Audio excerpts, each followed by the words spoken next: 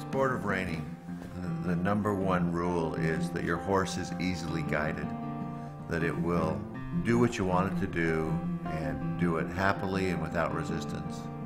I always think about that as that's the way we should be as children of our Heavenly Father. Are we easily guided? Do we do what we're supposed to do without resistance?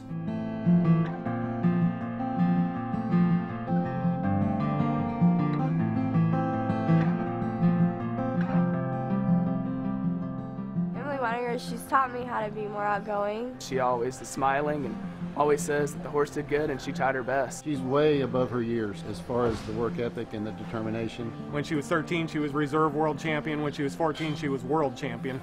She's always smiling. That's like her signature in the show pen. She's just always got a smile on. What I like about horse riding is it's a challenge. It's something that takes work.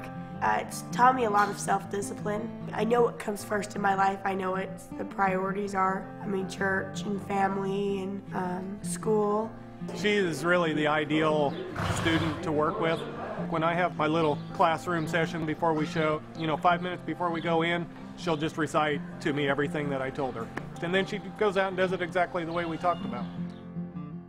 When you show your horse, you want your horse to line up on the middle marker. And if you're off of that marker, then they can't give you credit. And so something I learned is if I always have my eye on the marker, that eventually my horse and I just end up on the marker.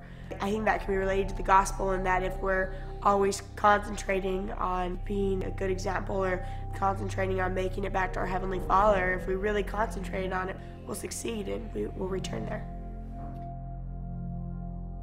She's learned a lot from this sport that success is not always measured with a trophy. Sometimes it's just real small steps. About a year ago, I kind of forgot the basics. I had been doing really well, and then I kind of just leveled off for a little bit.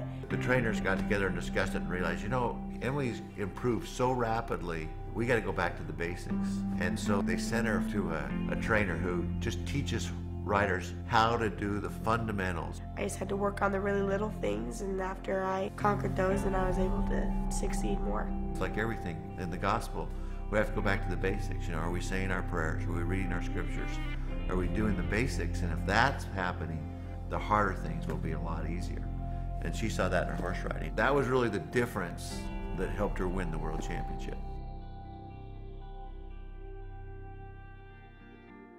We go through lots of horses, trying to find the ones that are easily guided, that will respond to training and to teaching, and become the ones that are really successful. And I think it's the same thing that our Heavenly Father hopes that we are as children, is that we'll be easily guided, that we won't resist, that we'll recognize that if we do what we're taught, if we follow the gospel, who knows what potential we can have.